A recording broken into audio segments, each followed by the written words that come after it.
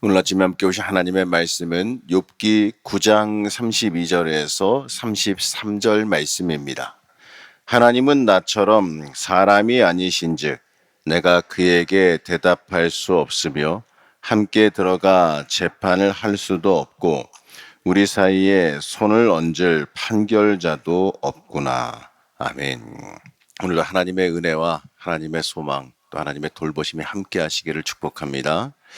욥기 9장에서 10장은 이 빌닷의 첫 번째 발언에 대한 그 욥의 응답입니다. 하지만 여기서 말하는 욥의 대답은 그냥 우리가 읽는 성경을 해석하지 않고 그냥 보게 되면 난해해서 이게 무슨 말을 하는지 알아보기가 참 쉽지가 않습니다. 그 이유가 뭐냐면 이 이야기 안에 여러 가지 복잡한 신학적인 주제들이 섞여 있기 때문에 그렇습니다. 욥은 하나님의 정의에 대해서 매우 어려운 주제들을 우리에게 가져왔습니다. 먼저 8장 3절에서 빌닷이 하나님의 공의로우심을 가지고 욥을 공격했지요. 이 8장 3절 말씀을 다시 한번 보시면 이렇습니다. 하나님이 어찌 정의를 굽게 하시겠으며 전능하신 이가 어찌 공의를 굽게 하시겠는가. 자, 빌닷에게는 하나님은 정의의 집행자, 이러한 도식이 너무나도 확고하게 자리 잡고 있었어요. 물론 하나님께서는 정의의 집행자이시기도 하죠. 하지만 하나님의 모습이 어디 그 한 모습만 있으십니까? 하나님은 정의의 집행자이시기도 하지만 자비의 하나님이시기도 하고요. 참으시는 하나님이시기도 하고 또 여러분들을 사랑하는 사랑의 하나님이시기도 합니다. 그런데 이 빌닷에게는요, 무조건적으로 하나님은 정의의 집행자다, 이렇게 틀에 박혀서 생각하고 있었어요. 엘리바스도 마찬가지였습니다. 인간이 하나님보다 의로울 수 있겠으며 사람이 창조주보다 깨끗할 수 있겠느냐, 이렇게 이야기하면서 욥을 공격해요. 바로 이 주장에 대해서 욥이 반론을 제기하는데 이 9장 2절에 보게 되면 욥은 이렇게 말합니다. 9장 2절 말씀입니다. 진실로 내가 이 일이 그런 줄을 알거니와 인생이 어찌 하나님 앞에 의로우랴.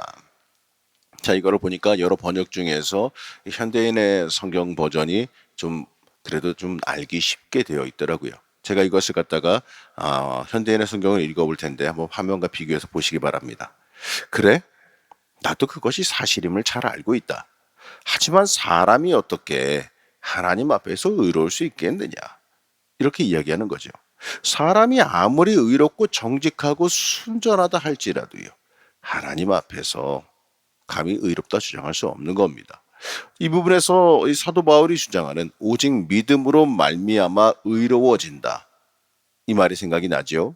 바울은요, 오직 예수 그리스도를 믿을 때 이 사람의 행위나 공로와 상관없이 내가 잘났나 못났나 이런 거랑 상관없이 값없이 주시는 하나님의 그 전적인 사랑과 은혜 때문에 우리가 구원받는다는 거예요. 우리가 의로워질 수 있다는 겁니다.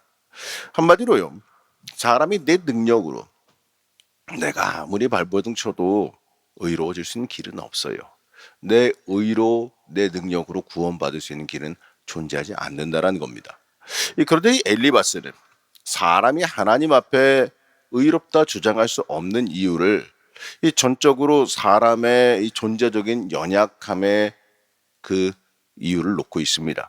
이렇게 사람이 하나님 앞에 의롭다 주장할 수 없는 이유를 사람 쪽에서 찾는 이 엘리바스와 달리 욥은 좀 독특하게도 그 책임을 하나님께 돌려요.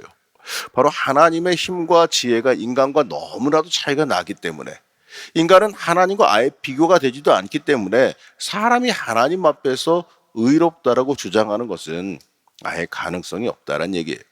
근데 여기서는요, 이 복잡하지만 굉장히 중요한 신학적인 문제가 들어있는데, 이 정의의 존재를, 이 정의의 문제를 논하는 것 자체가 문제가 있다는 거예요. 하나님의 힘과 지혜는 인간의 힘과 지혜와 비교돼서도 안 되기 때문에 인간이 자신의 의로움을 주장하거나 무죄성을 변호할 길이 없다라는 겁니다. 한마디로 하나님과 인간 사이가 너무 멀어서 인간이 하나님 앞에서 자기의 의를 주장하기에는 도저히 역부족이다라고 하는 단식이에요. 자, 이처럼 하나님과 인간의 간격이 너무 멀기 때문에 할 수 있는 유일한 방법이 뭐냐? 하나님께 비는 방법밖에 없다는 거죠. 15절에서 욥은 이렇게 말씀합니다. 15절 말씀 보시겠습니다. 가령 내가 의로울지라도 대답하지 못하겠고 나를 심판하실 그에게 간구할 뿐이며. 자, 현대인의 성경을 읽어보면 이렇습니다. 내가 만일 죄가 없다고 해도 나를 심판하실 그에게 나는 아무 할 말이 없고 다만 자비를 구할 수밖에 없다. 자, 이 말은요, 욥이 스스로 의롭다 이걸 주장하는 게 아니에요. 하나님 앞에 가서 하나님 이거 부당한 거 아니에요? 하나님, 제가 욥도 그 권선징악의 그 사상에서 벗어나지 못한 그 시대의 사람이기 때문에 하나님께 따져 묻는 거죠. 하나님, 제가 하나님 보시기에 이렇게 큰 고난을 당할 만한 죄를 짓지 않았지 않습니까? 하나님 이거 뭔가 좀 잘못된 것 같아요. 이거 뭔가 좀 착오가 있는 것 같아요. 내가 이렇게까지 큰 고난을 당할 정도의 죄를 짓지 않았어요. 하나님 뭔가 잘못됐으니 돌이켜 주세요. 이렇게 따져 묻고 싶은 거예요. 욥이 하나님 앞에서 하나님의 존재를 부정하거나 부인하거나 이런 게 아니라 제가 방금 말씀드린 것처럼 하나님 이거 뭔가 잘못됐어요. 하나님 이거 나 이 정도로 거대한 죄를 짓질 않았는데 왜 내가 지은 죄보다 더 큰 고난을 받아야 됩니까? 이렇게 하나님 앞에 가서 따져 묻고 싶다란 얘기예요. 그러나 하나님께서 너무 크신 존재이기 때문에 내가 감히 하나님 앞에 가서 억울하게 이야기하고 싶지만 말할 방법이 없다라는 얘기를 하고 있는 거예요. 그렇기 때문에 욥이 절망하고 있는 겁니다. 분명 욥은 이 자신의 결백과 무죄를 확신하고 있어요. 그러나 자신이 암만 옳다고 할지라도요, 하나님의 정의로움은 도무지 내가 그 앞에 측량할 수 없기 때문에 그 인간 편에서는 그 앞에 서서 내가 잘났다 어쨌다 내가 의롭다 말도 못 꺼낸다는 얘기예요. 변명할 길이 없다는 얘기지요. 자, 19절 말씀에서 욥은 이렇게 말합니다. 힘으로 말하면 그가 강하시고 심판으로 말하면 누가 그를 소환하시겠느냐. 힘으로 말하면 하나님보다 강한 자가 없고 심판으로 말하면 하나님보다 공정한 사람이 없다. 이런 뜻입니다. 욥은 이 자신의 무죄를 입증하기 위해서 재판을 하고 싶어도 이 재판이 하나님과 나와의 소송을 해서 내가 이기겠다 이게 아니에요. 아까 설명한 것처럼 하나님 이거 내가 지은 죄보다 고난이 더 커요. 뭐가 잘못됐어요. 이렇게 하나님께 말하고 싶다는 얘기예요. 그래도요, 상대가 근데 그렇게 따지고 싶어도 상대가 하나님이에요. 그러니까 누가 하나님을 재판정에 세우며 누가 하나님 이거 실수하셨습니다. 틀리셨습니다. 이 법칙에서 어긋났습니다. 이렇게 정죄해서 따져 물을 수가 있겠느냐라는 거예요. 그래서 욥은 탄식하는 거예요. 절망에 빠지는 거예요. 결국 욥은 하나님이 자기를 정죄하시고 이 악한 사람이나 흠이 없는 사람이나 다 심판하시는 불공정한 분이시구나라는 결론에 도달하게 되는 거죠. 한마디로 너무 힘드니까, 너무 힘들고 괴로우니까 하나님 앞에 이렇게 투정같이도 할 수 있는 거예요. 욥은 하나님을 찾을 수 없다라는 것, 헤아릴 수 없다라는 것에 깊은 좌절감을 느낍니다. 내가 고난 중에 하나님 찾아가서 하나님 앞에 만나서 하나님 이거 잘못됐습니다라고 따져 물으면 하나님 만나서 하나님과 대화할 수 있으면 하나님께서 그거 야 너 지은 죄보다 네가 갖고 있는 죄보다 너무 큰 게 같구나. 이거 잘못됐으니까 고쳐줘야겠다. 이렇게 하실 것 같은데 내가 암만 찾아도 하나님을 만날 방법이 없다라는 거예요. 그래서 더더욱 괴롭다라는 겁니다. 10절 말씀을 보게 되면 하나님은 우리가 측량할 수 없는 큰 일을 하시고 우리가 헤아릴 수 없는 기이한 일을 하시는 분이라서 사람의 힘과 지혜로 어쩔 수 없는 분이다 이렇게 말해요. 사람이 억울한 일을 당하면 물론 쉽지는 않겠지만 법정으로 갈 수 있습니다. 이 고소해서 법적인 심판을 받으면 된다고도 하죠. 그러나 욥의 경우에 자기 자신이 이 죄가 없음에도 불구하고 이 무고하게 고난받고 있다고 본인은 생각하지 않습니까? 그 반면에 친구들은요, 욥이 지금 당하는 그 고난의 결과는 반드시 원인이 있기 마련인데 네가 큰 죄를 지었기 때문에 이러한 일을 당한 거다라고 욥에게 어떻게 보면 공격하고 있지요. 욥이 만일 하나님이 이 자기와 마찬가지로 사람 같은 존재라면 함께 법정 앞에 가서 재판관 앞에 가서 공정한 재판을 받았으면 좋겠다고 생각합니다. 바로 가서 하나님, 이 사람 하나님께서 하나님의 정의로 보면 이 사람 이렇게까지 큰 고난 안 당해도 되는데 너무나도 고난이 크게 갔습니다. 이거 수정하십시오. 이렇게 누군가 재판관이 있어서 해주면 좋겠다는 얘기예요. 그러나 그게 불가능한 이야기죠. 욥이 죄가 있어서 고난을 당하는지 무죄인지 욥은 이렇게 생각하는 거예요. 하나님 앞에 가서 가려보면 하나님이 뭔가 잘못됐다라는 거를 알려주실 텐데.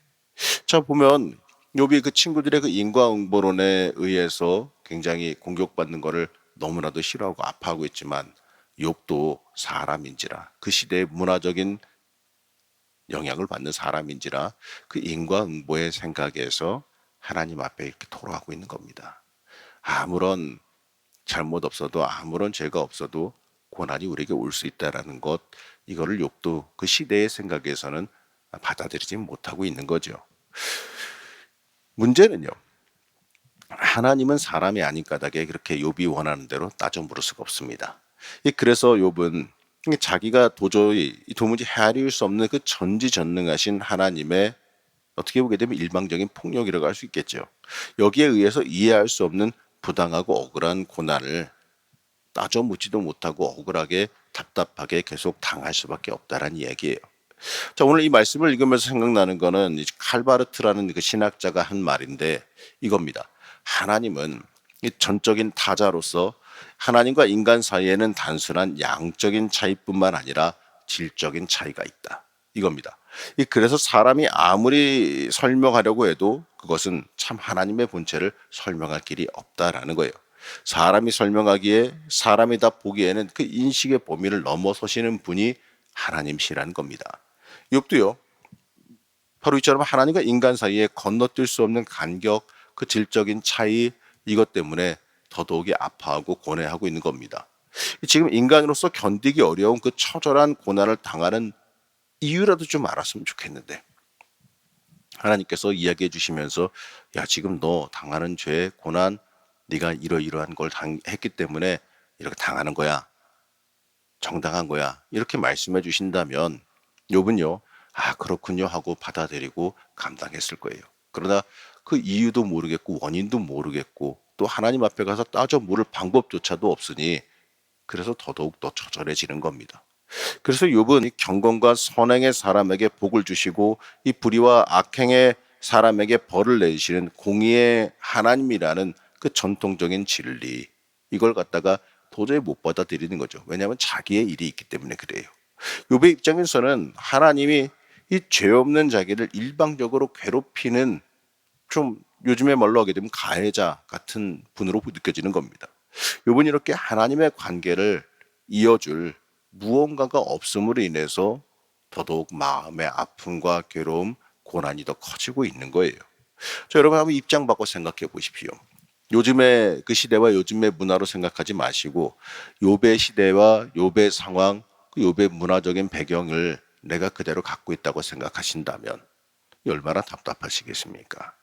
그때 당시에 시대 진리였던 인과응보론을 그대로 나도 받아들이고 있는 상태에서 이 상황을 맞이한다면 이 얼마나 답답하고 몸도 괴롭고 힘들지만 이 마음도 얼마나 괴롭고 답답하겠어요. 하지만 여러분, 우리는 감사할 일이 있는 것은 우리 사이에 하나님과 우리의 사이를 연결해주는 중재자가 계시다라는 거죠. 이 하나님과 억울한 일이 생길 때마다 이 양쪽 다리를 놓아주시는 예수 그리스도가 우리에게 존재하고 계시기 때문에 그렇습니다.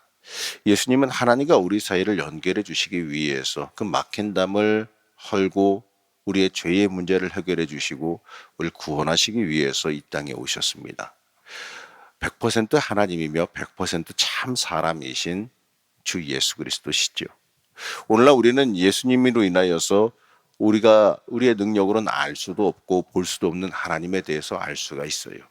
바로 예수님을 통해서 우리에게 보여주시기 때문에 그래요. 만약에 욥이 예수님께서 오신 이후에 이러한 고난을 당했다면 욥의 이러한 처절한 물음과 고난, 아픔은요 아마 전혀 다른 방향으로 흘러갔으리라 생각합니다. 어디다 하소연할 것이 없다는 불평이 아니라 오히려 예수님 앞에 중재해 달라고 부르짖었을 거예요.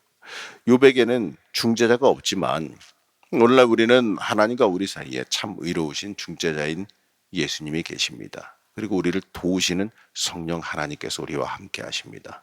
그렇기 때문에 우리는 언제나 이 어렵고 힘든 일이 있을 때마다 그 예수님께 간구할 수 있어야 돼요. 주님 앞에 나와서 부르짖고 이거 해결해 달라고.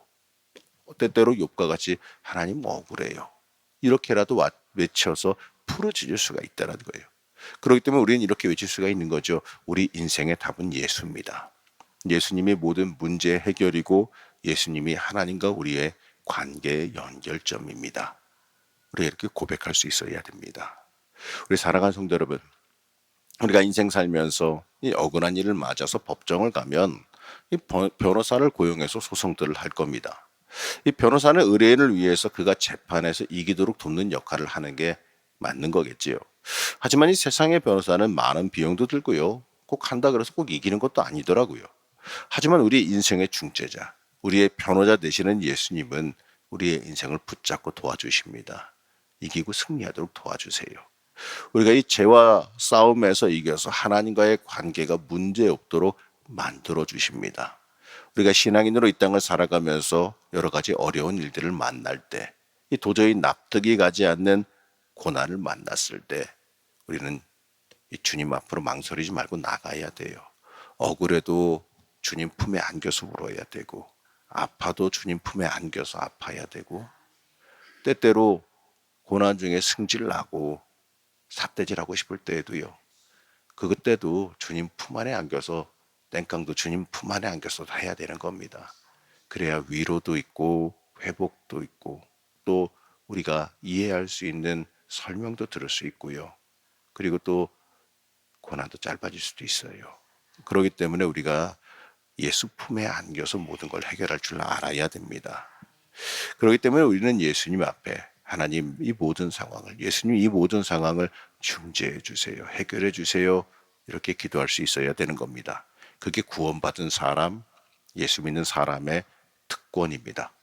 이 고난 중에 예수 이름을 찾는 자는 문제 해결, 구원을 얻을 것을 믿으시기 바랍니다. 여러분 오늘도 기도하실 때 예수님 앞에 모든 걸 내려놓고 내 마음을 내려놓고 토로하시고 내 마음을 쏟아놓고 주님 만나기를 원하시기 바랍니다. 그럴 때 틀림없이 주시는 은혜와 평강, 해결해 주시는 역사, 또 우리 주님 앞에 부르짖을 때에 우리 인생 가운데 주시는 기쁨과 소망도 함께할 줄로 믿습니다. 오늘도 기도하면서 승리하시는 주의 자녀 되시기를 축복합니다. 잠시 기도하겠습니다. 우리를 여전히 사랑하시고 우리의 힘과 능력이 되시는 하나님, 우리가 인생을 살면서 만나는 고난과 어려움 앞에서 이 때때로 이해가 되지도 않는 아픔과 어려움 앞에서 하나님의 은혜와 도움을 구합니다. 하나님의 섭리는 우리가 알지는 못합니다. 하지만 우리를 도우시고 중재해 주시며 복되게 이끌어 주시는 예수님의 손길이 우리에게 닿아 있음을 우리는 잘 압니다.